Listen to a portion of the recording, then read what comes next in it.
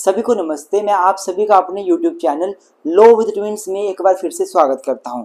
और आज के इस वीडियो में हमने ऑल इंडिया बार एग्जामिनेशन की लेक्चर सीरीज को आगे बढ़ाना है और हम आज कंपनी लॉ का बहुत ही महत्वपूर्ण टॉपिक डिस्कस करेंगे, जहां से क्वेश्चन अक्सर लास्ट ईयर में पूछे गए हैं कि टाइप्स ऑफ कंपनीज के टाइप्स में से बीच में कंसेप्ट बेस्ड बहुत सारे क्वेश्चन पूछे गए हैं। तो आज की इस वीडियो में हम टाइप्स ऑफ कंपनीज को समझेंगे, फिर उसके बाद लास्ट ईयर में कैसे कैसे क्वेश्चन पूछे गए हैं उनको डिस्कस करेंगे। तो आइए दोस्तों, आज की वीडियो शुरू करते हैं।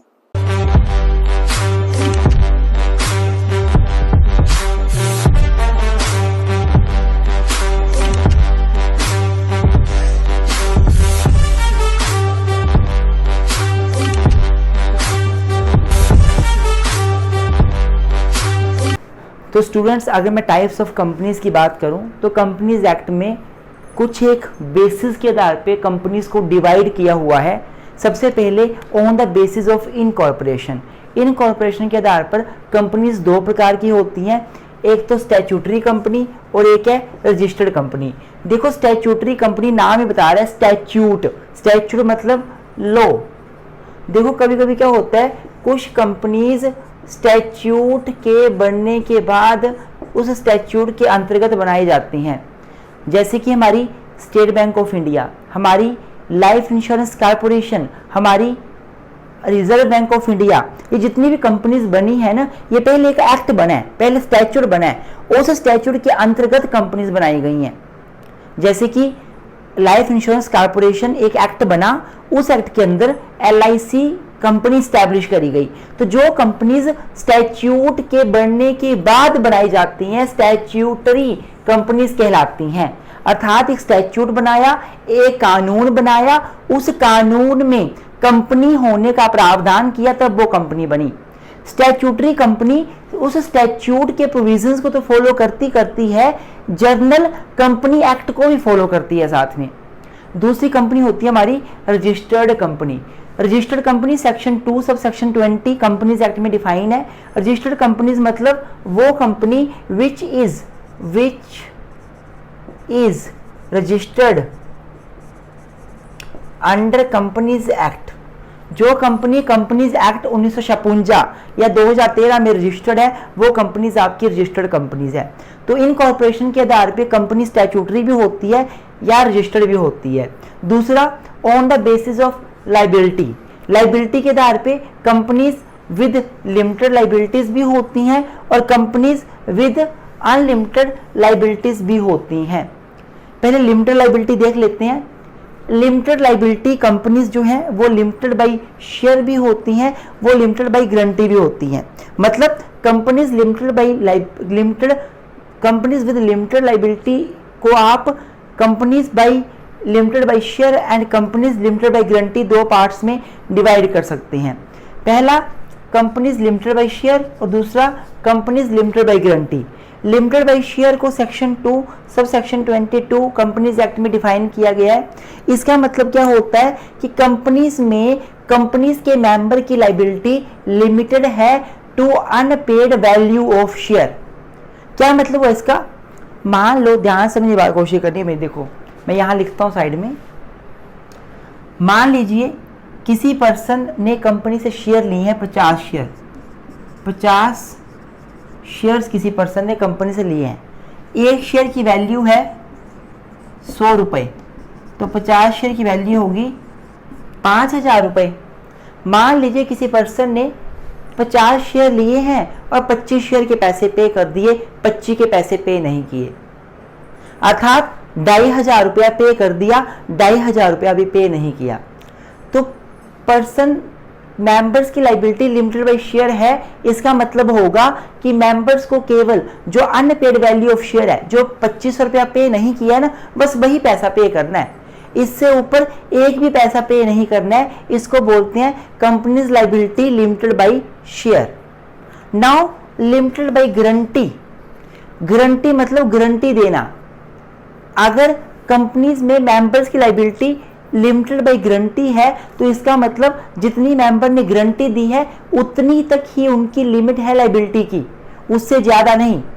सपोज कोई मेंबर बोलता है कि जब कंपनी बंद होगी तो मैं 50,000 रुपया दूंगा उस टाइम पर लाइबिलिटीज के तौर पे, उसे गारंटी दी है, अंडरटेकिंग दी है कि मैं 50,000 दूंगा, तो उसकी लाइबिलिटी केवल 50,000 रुपया देने की है। ये होती है companies liability limited by companies limited by guarantee. तो ये तो हो गया हमारा लिमिटेड कंपनीज, जिसमें लाइबिलिटी मेंबर्स की लिमिटेड होती है, या तो वो लिमिटेड बाई शेयर होती है या लिमिटेड बाई गारंटी होती है। दूसरे टाइप की कंपनीज होती हैं अनलिमिटेड कंपनीज, जिसमें मेंबर्स की लाइबिलिटी अनलिमिटेड होती है, वो लिमिटेड नहीं होती, शेयर के अमाउंट या गारंटी तक वो लिमिटेड नहीं होती, वो अनलिमिटेड होती है। तीसरा जो बेस है on the basis of number, यहां से क्वेश्चन पेपर में बहुत बार बनता है, ये समझना ध्यान से आपने ना। नंबर के आधार पे कंपनीज प्राइवेट कंपनी हो सकती है, पब्लिक कंपनी हो सकती है और 1% कंपनी हो सकती है। देखो नंबर की बात करूं तो प्राइवेट कंपनी में मिनिमम 2 मेंबर्स हो सकते हैं, प्राइवेट कंपनी में मिनिमम 2 मेंबर्स हो सकते हैं और मैक्सिमम 200 मेंबर्स हो सकते हैं। Private company section 2 sub section 68 में डिफाइन करी गई है, मिनिमम 2 मेंबर और मैक्सिमम 200 मेंबर हो सकते हैं। उसी प्रकार से पब्लिक कंपनी में मिनिमम 7 और मैक्सिमम अनलिमिटेड मेंबर हो सकते हैं। तो मिनिमम 7 और मैक्सिमम अनलिमिटेड मेंबर हो सकते हैं। ये तो आ गया 2 पॉइंट्स। दूसरा जो प्राइवेट कंपनी है उसमें मिनिमम 2 डायरेक्टर हो सकते हैं और मैक्सिमम 15 डायरेक्टर हो सकते हैं। उसी प्रकार से पब्लिक कंपनी में मिनिमम 3 डायरेक्टर हो सकते हैं और मैक्सिमम 15 डायरेक्टर हो सकते हैं। अब आती है 1% कंपनी। ये नया कंसेप्ट है, 2013 की कंपनी लॉ के जरिए इंट्रोड्यूस हुआ है। 1% कंपनी मतलब एक ही उसमें मेंबर होगा, लेकिन साथ में इसका क्रिएशन का कुछ अलग प्रोसीजर है। इसमें एक सिस्टम जो है वो नॉमिनी अपॉइंट करने का भी है, साथ में नॉमिनी अपॉइंट करने का भी है साथ में। तो 1% कंपनी में मिनिमम एक ही पर्सन होता है बेसिकली मेंबर इसका, ठीक है जी। तो नंबर ऑफ मेंबर्स के आधार पे भी आपको कंपनी में डिफरेंस याद रखना है, यहाँ से क्वेश्चन बनेगा। मैं आपको बताऊंगा, आपको लास्ट PYQs में दिखाऊंगा, उसमें बहुत सारे क्वेश्चंस यहाँ पे बने हुए हैं। अब on the basis of control के आधार पे कंपनी होल्डिंग भी हो सकती है, सब्सिडरी भी हो सकती है। होल्डिंग कंपनी नाम ही बता रहा है, जो किसी को होल्ड करती है। एक कंपनी जो दूसरे को होल्ड करे, दूसरे को कंट्रोल करे, वो होल्डिंग कंपनी है। मान लीजिए एक कंपनी ए है और उसका कंट्रोल कंपनी बी के बोर्ड ऑफ डायरेक्टर्स के ऊपर है, कंपनी बी के ऊपर है, तो कंपनी ए होल्डिंग कंपनी हुई। और सब्सिडरी कंपनी नाम ही बता रहा है, किसी के सब्सिडरी, किसी के अंडर काम करने वाली। तो जो कंपनी किसी के कंट्रोल में काम करती है उसको सब्सिडरी कंपनी बोला जाता है। तो on the basis of control company can be holding और कैन बी सब्सिडरी। अब आता है on the basis of ownership.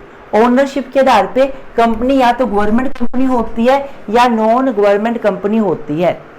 मैं अगर गवर्नमेंट कंपनी की बात करूं तो सेक्शन 2 सब सेक्शन 45 में डिफाइन किया गया है। गवर्नमेंट कंपनी वो कंपनी है जिसमें 51% या उससे ज्यादा शेयर गवर्नमेंट होल्ड करती हो, चाहे वो सेंट्रल गवर्नमेंट है, चाहे वो स्टेट गवर्नमेंट है, चाहे वो सेंट्रल और स्टेट गवर्नमेंट इकट्ठा मिलके अगर किसी कंपनी के 50% से ज्यादा 51, 52, 53, 54, 60, 70% शेयर होल्ड कर ले तो ऐसी कंपनी को बोलेंगे गवर्नमेंट कंपनी। और नॉन गवर्नमेंट कंपनी जिसमें गवर्नमेंट का 50% या उससे कम शेयर होल्ड करती है गवर्नमेंट, तो वो नॉन गवर्नमेंट कंपनी होती है। तो ये तो कंपनीज के टाइप्स हो गई। अब यहां से लास्ट में जो क्वेश्चंस पूछे गए हैं ऑल इंडिया बार एग्जामिनेशन में, उनको देख लेते हैं। तो स्टूडेंट्स, सबसे पहला क्वेश्चन पूछा गया है कि what is the minimum number of directors required. Number of directors बोला गया है। देखो, एक डायरेक्टर्स होते हैं कि मेंबर्स होते हैं। अगर मेंबर्स पूछते तो आंसर कुछ और होता है। यहाँ डायरेक्टर्स पूछा गया है रिक्वायर्ड फॉर पब्लिक कंपनी। तो पब्लिक कंपनी के लिए मिनिमम कितने डायरेक्टर्स चाहिए। तो देखो, अगर मैं डायरेक्टर्स की बात करूं तो एक कंपनी आपकी होती है पब्लिक, एक कंपनी होती है आपकी प्राइवेट और एक कंपनी होती है आपकी 1% कंपनी। पब्लिक कंपनी के लिए मिनिमम और maximum. Minimum director public company के लिए होते हैं 3, मैक्सिमम 15। प्राइवेट कंपनी के लिए मिनिमम डायरेक्टर्स होते हैं 2, मैक्सिमम 15। 1% कंपनी के लिए मिनिमम डायरेक्टर होता है 1, मैक्सिमम 15। इस चार्ट को याद कर लो, सारे क्वेश्चन सॉल्व हो जाएंगे जो डायरेक्टर्स के रिगार्डिंग पूछे जाएंगे। यहाँ पूछा गया है कि पब्लिक कंपनी में मिनिमम डायरेक्टर्स कितने हैं, तो पब्लिक कंपनी में मिनिमम डायरेक्टर्स 3 हैं। आंसर आपका यहाँ पे 3 हो जाएगा। देखो समझने की कोशिश करना, अगर आपसे पूछते कि मैक्सिमम डायरेक्टर कितने हो सकते हैं पब्लिक कंपनी में, तो मैक्सिमम 15 हो सकते हैं। बट आपको नॉलेज के लिए बता दूं, ये 15 जो संख्या है इससे भी संख्या बढ़ सकती है by passing a special resolution. Generally minimum director जो होंगे वो पब्लिक कंपनी के लिए 3 होंगे, प्राइवेट कंपनी के लिए 2 होंगे और 1% कंपनी के लिए 1 डायरेक्टर कम से कम चाहिए। देखो ये डायरेक्टर से क्वेश्चन पूछा गया है। यहाँ क्वेश्चन आपको ये पूछा जा सकता है कि मिनिमम डायरेक्टर, मिनिमम मेंबर कितने चाहिए। क्वेश्चन मेंबर से भी आ सकता है, मेंबर्स। क्वेश्चन आपको मेंबर्स से भी आ सकता है, मेंबर्स कितने चाहिए। तो मेंबर्स की बात की जाए, minimum and maximum. Minimum and maximum. Private company, public company, 1% company. देखो तो प्राइवेट कंपनी के लिए मिनिमम मेंबर चाहिए आपको 2, पब्लिक कंपनी के लिए मिनिमम मेंबर चाहिए आपको 7, 1% कंपनी के लिए चाहिए 1, मैक्सिमम मेंबर प्राइवेट कंपनी के लिए चाहिए 200, पब्लिक कंपनी के लिए अनलिमिटेड, और 1% कंपनी तो एक ही मेंबर होता है, बट ये प्राइवेट कंपनी के जैसे ही काम करती है, तो इसमें 200 मेंबर मैक्सिमम हो सकते हैं वैसे। तो यहाँ पे क्वेश्चन में देख लेना पूछा क्या हुआ है। डायरेक्टर पूछा जाएगा तो आंसर अलग बनेगा, मेंबर्स पूछे जाएंगे तो आंसर अलग बनेगा। मेंबर अलग चीज़ है, डायरेक्टर्स अलग चीज़ है, ठीक है। तो क्वेश्चन पूछा गया था कि डायरेक्टर्स कितने चाहिए मिनिमम, और पब्लिक कंपनी के लिए पूछा गया था तो आंसर 3 होना था। अगर प्राइवेट कंपनी पूछते तो आंसर 2 होता, पब्लिक कंपनी पूछते तो आंसर 1 होता। डायरेक्टर पूछा गया था। अगर मेंबर पूछा गया है तो मिनिमम मेंबर प्राइवेट कंपनी के लिए 2 चाहिए, पब्लिक कंपनी के लिए मिनिमम 7 चाहिए, 1% कंपनी के लिए मिनिमम 1 चाहिए। अब दूसरा क्वेश्चन डिस्कस कर लेते हैं। आगे बढ़ने से पहले स्टूडेंट्स आपको बताना चाहूँगा कि हमारा ऑल इंडिया बार एग्जामिनेशन का कोर्स आप बाय कर सकते हैं। इस कोर्स को बाय करके आप अपनी तैयारी बहुत अच्छी बना लेंगे, और ये जो कोर्स होगा ये आपको केवल ऑल इंडिया बार एग्जामिनेशन के लिए ही मजबूत नहीं करेगा, बल्कि आपकी वकालत में भी हेल्प करेगा। और साथ में अगर आप आगे मास्टर्स का कोई एंट्रेंस एग्जाम देना चाहते हो वहाँ भी आपकी हेल्प होगी। बताना चाहूँगा, अगर आपको हमारा ऑल इंडिया बार एग्जामिनेशन का कोर्स चाहिए तो आप हमें हमारे व्हाट्सएप नंबर 9816492276 9816349276 और 9816342776 इनमें व्हाट्सएप करके आप हमसे ऑल इंडिया बार एग्जामिनेशन का कोर्स बाय कर सकते हैं। जब भी नया कोर्स ज्वाइन करेंगे, हम शुरू करेंगे, तो वो भी आप ज्वाइन कर सकते हैं। आप हमारा Telegram page law with twins follow कीजिए, हमारा Instagram page law with twins follow कीजिए, और हमें हमारे व्हाट्सएप में मैसेज करके आप ऑल इंडिया बार एग्जामिनेशन के लिए जस्ट इन्फॉर्मेशन लेना चाहते हैं ले सकते हैं। हमारे ग्रुप के मेंबर बन सकते हैं। किसी भी लॉ सब्जेक्ट के नोट्स चाहिए आप नोट्स ले सकते हैं, लेक्चर्स ले सकते हैं। बने रहिए लॉ विद ट्विंस के साथ। अब आगे चलते हैं स्टूडेंट्स। अगला क्वेश्चन पूछा गया है, what type of company is formed by a royal charter और अ स्पेशल स्टैट्यूट। तो कौन सी कंपनी है जो एक स्पेशल स्टैट्यूट के जरिए बनाई जाती है, private company, public company, statutory company या गवर्नमेंट कंपनी। तो देखो हमने on the basis of incorporation, हमने on the basis of incorporation देखा था कंपनी 2 प्रकार की होती है, एक होती है स्टैट्यूटरी और दूसरी होती है स्टैट्यूटरी कंपनी और दूसरी होती है रजिस्टर्ड कंपनी। तो स्टैट्यूटरी कंपनी वो होती है जो किसी स्टैट्यूट के आधार पे बनाई जाती है, और रजिस्टर्ड कंपनी जो कंपनीज एक्ट में रजिस्टर्ड है, 2013 वाले कंपनीज एक्ट या 1956 वाले कंपनीज एक्ट में। तो इन्होंने बोला है कि स्पेशल स्टैट्यूट के आधार पे कौन सी कंपनी फॉर्म की जाती है, तो ऑब्वियसली आंसर इसका होगा स्टैट्यूटरी कंपनी। आई होप आपको समझ आ गया होगा। तो स्टूडेंट्स अगला जो क्वेश्चन है वो ये है कि which type of company has its share listed on the stock exchange. Stock exchange आपने SEBI security exchange board of India सुना होगा। तो कौन सी ऐसी कंपनी है जिसके जो शेयर्स हैं वो स्टॉक एक्सचेंज के पास लिस्टेड होते हैं? Public company, private company, one person company, limited liability, partnership. तो देखो इन सभी में लिमिटेड लाइबिलिटी पार्टनरशिप तो कंपनी है नहीं, ये आंसर तो डिलीट हो गया। ये देखो पार्टनरशिप है, फर्म है, ये कंपनी नहीं होती। ठीक है, तो स्टॉक एक्सचेंज में जिस कंपनी के शेयर लिस्टेड होते हैं वो कंपनी एक ऐसी कंपनी होती है जो कि पब्लिक नेचर की होती है, जिसमें लोगों ने पैसा इन्वेस्ट किया है, तो इसका पब्लिक कंपनी आंसर होगा। अगला क्वेश्चन है what is the minimum number of members required for the private company. Private company बनाने के लिए मिनिमम नंबर ऑफ मेंबर्स कितने चाहिए? तो हमने पहले इसको डिस्कस किया कि 2 इसका आंसर है। देखो डायरेक्टर्स और मेंबर्स दोनों में फर्क है।